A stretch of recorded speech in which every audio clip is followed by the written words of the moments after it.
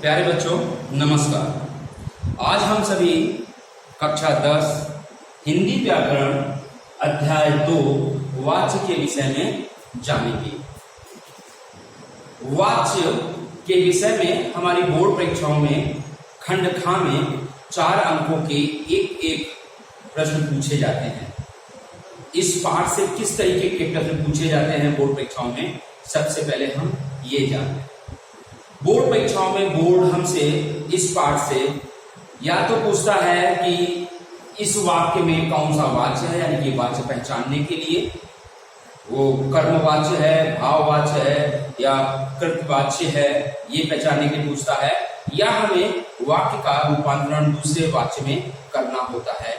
जैसा भी निर्देश अब आपके पेपर में दिया होता है, कर्मवाच्य में दिया हो और उसको भाववाच्य में कन्वर्ट करना हो, बदलना हो, या कृत से अकृतवाच्य में बदलना हो, तो इस तरह के एक नंबर के 4 प्रश्न पूछे जाते हैं। यह पाठ ध्यान से पढ़ेंगे तो बहुत ही आसान है। हम उन 4 अंकों में 4 के 4 अंक प्राप्त कर सकते हैं। हिंदी में अच्छे अंक लाने के लिए यह जरूरी है कि हमारा जो खंड ख होता है व्याकरण से संबंधित, उसमें हम पूर्ण अंक प्राप्त करें। 16 अंकों का वह खंड होता है, तो हमें पूरा प्रयास करना चाहिए कि हमारे 16 में 16 अंक आने चाहिए। तो उस 16 में से 1/4 भाग वाच्य से पूछा जाता है। तो आइए आज हम पढ़ते हैं वाच्य। पहले जानते हैं वाच्य क्या होता है। वाच्य का अर्थ होता है बोलने का विषय, अर्थात जब कभी भी हम अपनी बात को किसी के सामने प्रकट करते हैं, बोलते हैं, या कोई वाक्य को पढ़ते हैं, किसी चीज को पढ़ते हैं और हम ये समझते हैं कि उस वाक्य में बोलने का केंद्र बिंदु अर्थात कर्ता का मुख्य विषय क्या है। ध्यान दीजिएगा मेरे बात को एक बार फिर से। जब वाक्य के विषय में हम पढ़ने पर या सुनने पर या हमको यह ज्ञात होता है कि वाक्य का केंद्र बिंदु या कर्ता जो क्रिया होती है उसका मुख्य विषय क्या है, तो वो जो मुख्य विषय या वाक्य का केंद्र बिंदु होता है वो हमारा वाच्य कहलाता है। ध्यान से एक बार देखिएगा, बोलने का विषय अर्थात क्रिया के जिस रूप से यह पता चले। हमको एक बात अच्छी तरीके से मालूम है कि वाक्य में क्रिया कर्ता के अनुसार लगती है, कभी कभी कर्म के अनुसार भी लगती है, भाव के अनुसार भी लगती है। तो वही चीज कह रहा है, बोलने का विषय अर्थात क्रिया के जिस रूप से यह पता चले कि क्रिया का मुख्य विषय कर्ता है, नंबर 1 कर्ता है, नंबर 2 कर्म है या वो भाव है, तो वह क्या कहलाता है, वाच्य कहलाता है। अब हम ये तीनों चीजें जो मैंने आपको बताई हैं, ध्यान दीजिएगा। एक तो मुख्य चीज है कि वाक्य का जो मुख्य विषय है अर्थात केंद्र बिंदु है वो क्या है, या तो कर्ता होना चाहिए, या वो कर्म होगा, या वो भाव होगा। इनमें से तीनों में से जब हमें ज्ञात होता है तो वो चीज क्या कहलाती है, वाच्य कहलाती है, बोलने का विषय। तो हम उदाहरण से समझेंगे। पहला उदाहरण है,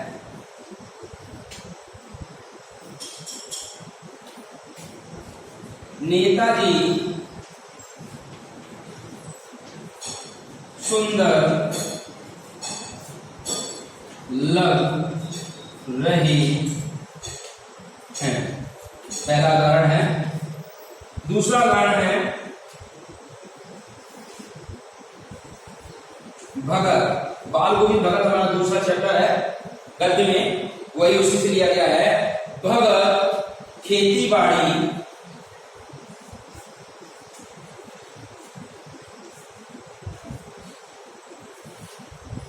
कर रहे हैं। तीसरा वाक्य है, उससे रोया नहीं जाता, उससे रोया नहीं जाता। अब ध्यान दीजिएगा, हम इन 3 उदाहरणों के माध्यम से आपको बताएंगे कि वाच्य जो हमने आपको बताया बोलने का विषय या क्रिया का मुख्य विषय, जिस रूप से यह पता चले कि क्रिया का मुख्य विषय क्या है। तो ध्यान से अब आप क्या देखिएगा, पहला जो उदाहरण है उसमें कह रहा है नेताजी सुंदर लग रहे हैं।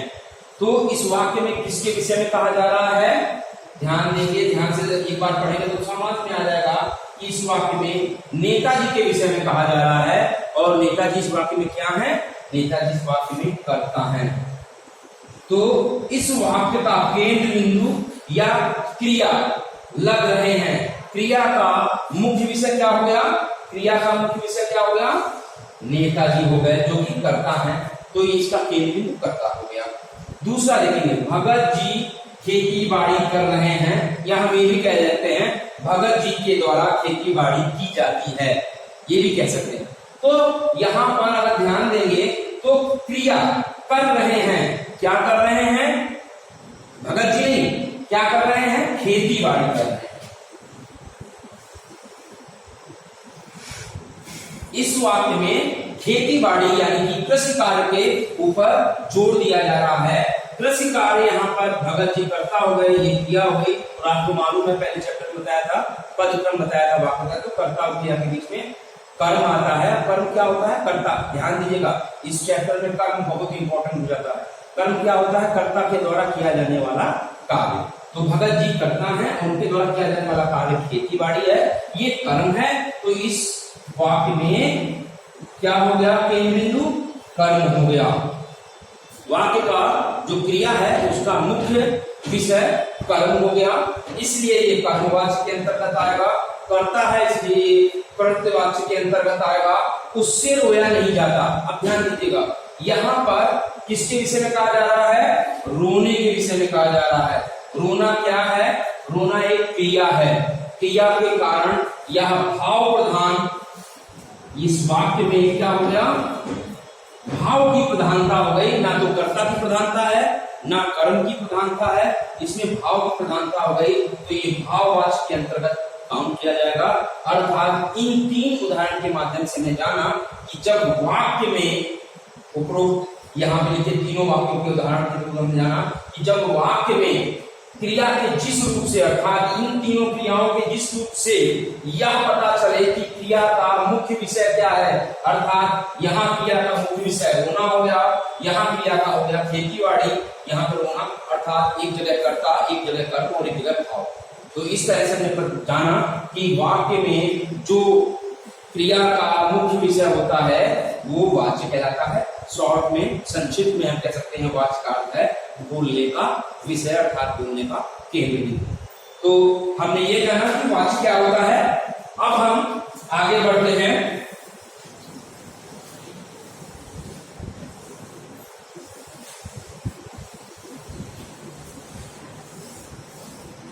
हम अब जानेंगे कि वाच्य के कितने भेद होते हैं, ठीक है ना?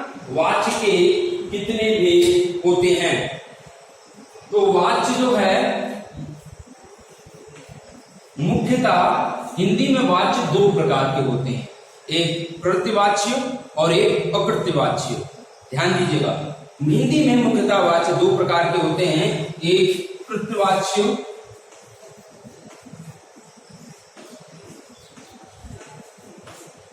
दूसरा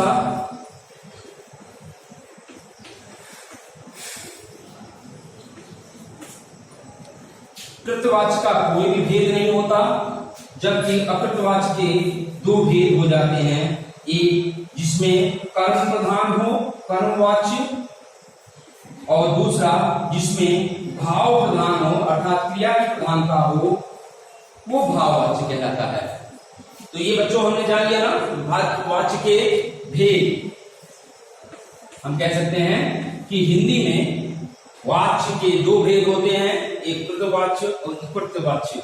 इसका कोई भेद नहीं होता, इसका दो भेद होते हैं अकृत्यवाच्य के, एक कर्मवाच्य और एक भाववाच्य। अब हम सबसे पहले कृतवाच्य के बारे में जानेंगे कि कृतवाच्य क्या होता है, इसको हम कैसे पहचानेंगे, क्योंकि बोर्ड एग्जामिनेशन में दो प्रकार के प्रश्न पूछे जाते हैं। हमने आपको बताया था कि एक तो वाच्य को पहचानने का आता है प्रश्न कि वाक्य में कौन सा वाच्य है या वाच्य भेद बताइए। दूसरा आता है रूपांतरण वाला कि आपको एक वाक्य दिया गया होगा, उसको निर्देशानुसार दूसरे वाच्य में परिवर्तित करना होगा। तो जो वाच्य परिवर्तित करना होता है उसके वाच्य के नियम होते हैं, पहले हम जान लेंगे, उसके बाद हम नियम भी बताएंगे आपको। तो हम पढ़ते हैं अब इसकी परिभाषा क्या होगी, अभी मैंने आपको बताया था बोलने का विषय। तो जिस वाक्य का केंद्र बिंदु कर्ता होगा, ठीक है। आप इसको परिभाषा बना लीजिएगा। केंद्र बिंदु कर्ता होगा पहला, दूसरा कर्म गौण होगा,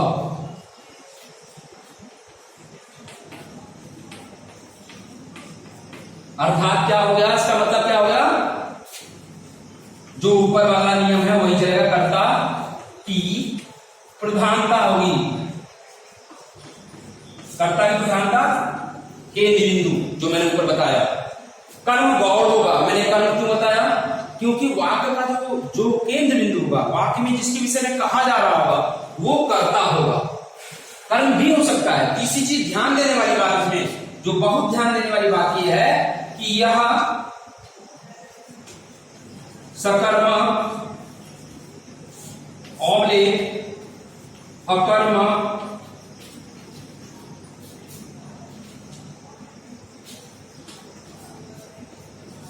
दोनों क्रियाओं के हो सकते हैं। ध्यान दीजिएगा मेरी बात पर। तो कृतवाचक को जानने के लिए इन तीन विषयों के, यदि इन तीन बिंदुओं को हम ध्यान से देख लें तो इससे परिभाषा भी बन जाएगी। परिभाषा क्या बन जाएगी, वाक्य के जिस वाक्य का केंद्र बिंदु कर्ता हो, अर्थात उसमें कर्म गौण हो, द्वितीयक हो, कर्म की प्रधानता ना हो, कर्ता की प्रधानता हो, साथ ही साथ इस प्रकार के वाक्य सकर्मक एवं अकर्मक क्रियाओं दोनों क्रियाओं से मिलकर बन सकते हैं। इसीलिए दूसरा लिखा है कि कर्म गौण होगा, क्योंकि यदि सकर्मक से बनेगा, सकर्मक का मतलब हम लोग जब कभी किसी कार्ड देते हैं, किसी को निमंत्रण देते हैं, याद है ना, परिवार के क्या लिखते हैं, सपरिवार। तो वैसे ही है, अगर आप इसको विभाजित कर दीजिए तो सकर्मक अर्थात जिस क्रिया के साथ कर्म हो, ठीक है ना, जिस वाक्य में क्रिया के साथ कर्म होगा वो सकर्मक क्रिया वाला वाक्य कहलाता है। अकर्मक यानी कि जिस क्रिया के साथ कर्म ना लगा हो। तो इस प्रकार के वाक्य जैसे देख लीजिए, एक ही वाक्य को हम दो तरीके से करेंगे। सोहन पढ़ता है, तो पहले भी हमने आपको समझाया था वाक्य का विषय क्या है, वाक्य में किसके बारे में कहा जा रहा है, सोहन के बारे में कहा जा रहा है, इसलिए ये कृतवाच्य हो गया। मगर पढ़ता है, इसमें कर्म नहीं है तो ये अकर्मक वाक्य हो गया, कर्म की इसमें है नहीं। देखिए पढ़ता है ये क्रिया हो गई, ये कर्ता हो गया, कर्म नहीं, इसलिए अकर्मक हो गया। अगर हम कह दें सोहन पुस्तक पढ़ता है तो क्या हो गया, पुस्तक कर्म हो गई, तो यहां पे क्या हो जाएगा, सकर्मक वाक्य हो जाएगा। तो इस प्रकार हमने जाना, मगर क्या है, दोनों का केंद्र बिंदु सोहन ही है, कर्ता ही है, इस कारण से यह कृतवाच्य के अंतर्गत ही काउंट होगा, चाहे उसमें सकर्मक क्रिया हो चाहे उसमें अकर्मक क्रिया हो। तो ये विषय ध्यान रखना है कि यह दोनों क्रियाओं से बनता है, सकर्मक एवं अकर्मक, ठीक है। तो ये हमने जाना कि कृतवाच्य क्या होता है।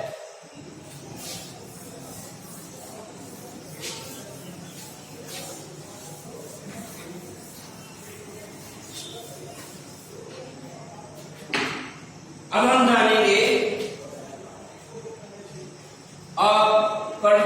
कृतवाच्य का पहला खंड क्या, कर्मवाच्य।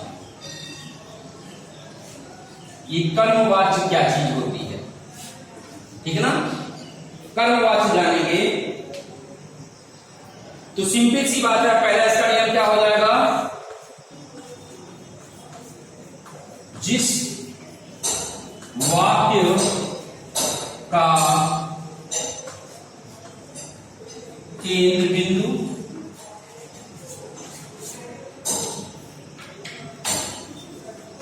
कर्ता ना होकर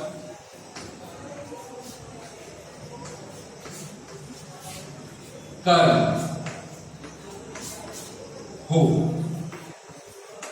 ठीक है ना।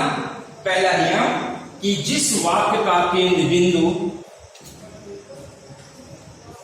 कर्ता ना होकर कर्म हो, अर्थात उसमें कर्म की प्रधानता हो, कर्ता गौड़ हो जाए या कर्ता द्वितीयक हो जाए। मैंने आपको वाक्य के दूसरे उदाहरण बताया था कि बाल गोविंद भगत या भगत से खेती बाड़ी की जा रही है, भगत खेती बाड़ी कर रहे हैं, तो वहां पे कर्ता द्वितीयक हो जाता है, कर्म की प्रधानता हो जाती है। पहला नियम। दूसरा नियम ध्यान देंगे, ध्यान दीजिएगा, ये इंपॉर्टेंट है, इसको ध्यान देंगे। कभी कभी क्या होता है, कर्म की प्रधानता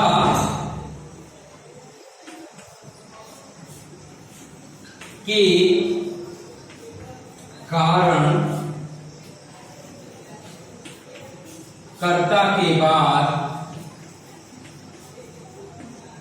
से या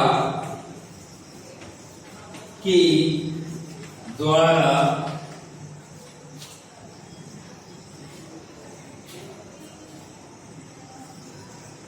का प्रयोग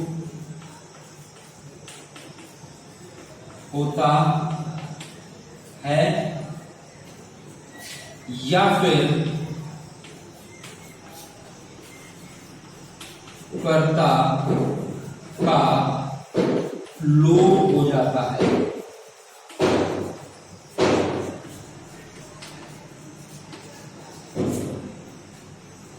अब इसको कैसे हम जानेंगे? देखिए, पहला बिंदु तो सिंपल है, जिस वाक्य में कर्ता की प्रधानता ना होकर कर्म की प्रधानता हो, अर्थात कर्म प्रधान हो एवं कर्ता द्वितीयक हो जाए।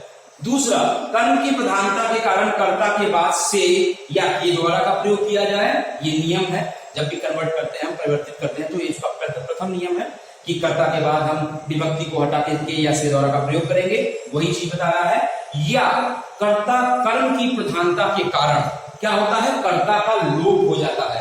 अब इन दोनों चीजों को हम उदाहरण द्वारा जानेंगे कि क्या होता है, क्या नहीं होता है। जैसे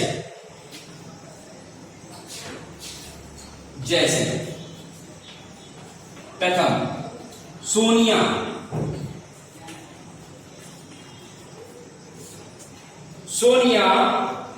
से गीत गाया गया। सोनिया से गीत गाया गया। दूसरा उदाहरण देखेंगे, पतंग उड़ रही है।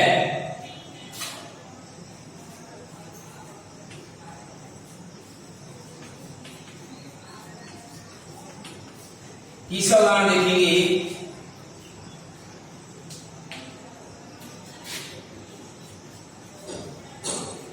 रोगी को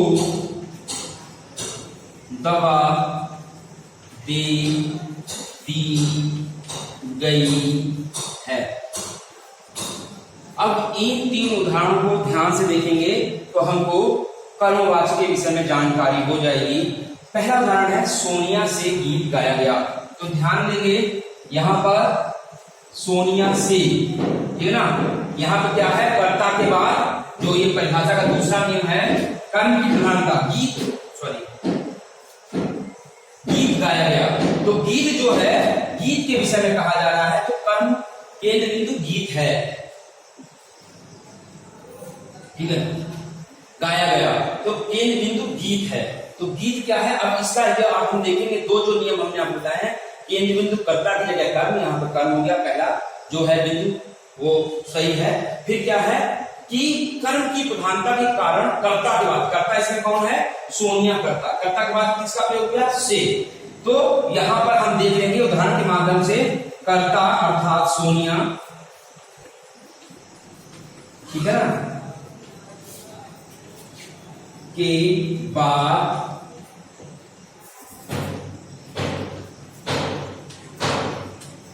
से का प्रयोग। ठीक है ना। तो पहला नियम कर्ता के बाद से का प्रयोग। पतंग उड़ रही है, पतंग अपने आप तो नहीं उड़ सकती ना, पतंग कर्म है, पतंग किसी के द्वारा उड़ाए जाने वाला कार्य है, अर्थात पतंग क्या है, कर्म है। अब यहाँ पर कर्म की प्रधानता होने के कारण कर्ता का लोप हो गया। जैसे राम से पतंग उड़ रही है या राम के द्वारा पतंग उड़ाई जा रही है, ये होता तो कहीं ना कहीं कर्ता का लोप हो गया। तो ये क्या हो गया, ये उदाहरण हो गया हमारा कर्म की प्रधानता के कारण कर्ता का लोप का उदाहरण हो गया। कई बार ऐसा होता है कि कर्म की प्रधानता के कारण कर्ता का लोप हो जाता है। फिर देखिए, रोगी को दवा दे दी गई है। अगर ध्यान देंगे, अधिकांश जो बच्चे जल्दबाजी करते हैं तो रोगी को कर्ता मान लेते हैं। यहाँ रोगी कर्ता नहीं है, यहाँ दवा जो है कर्म है, दवा कर्म है। मगर दवा कौन देगा, रोगी स्वयं को दवा तो दे नहीं सकता, रोगी को देते हैं तो नर्स दवा देगी या डॉक्टर दवा देगा या उसका कोई भी जो घर में उसका होगा। तो डॉक्टर के द्वारा रोगी को दवा दे दी गई है या नर्स के द्वारा रोगी को दवा दे दी गई है, तो ये होगा रोगी का संबंध या तो डॉक्टर से होगा या नर्स से होगा। ठीक है ना। तो यहाँ पर दवा के कारण, दवा की प्रधानता अर्थात कर्म की प्रधानता के कारण कर्ता का लोप हो गया है। तो ये भी जो है कर्ता के लोप का एक उदाहरण है।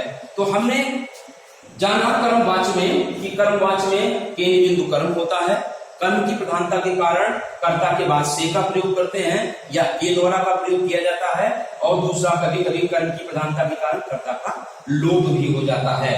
इसके साथ साथ एक चीज और ध्यान रखेंगे, इन तीनों वाक्यों में गीत, पतंग और दवा ये कर्म है, इस कारण से ये कर्मवाच्य के अंतर्गत अकाउंट हुए।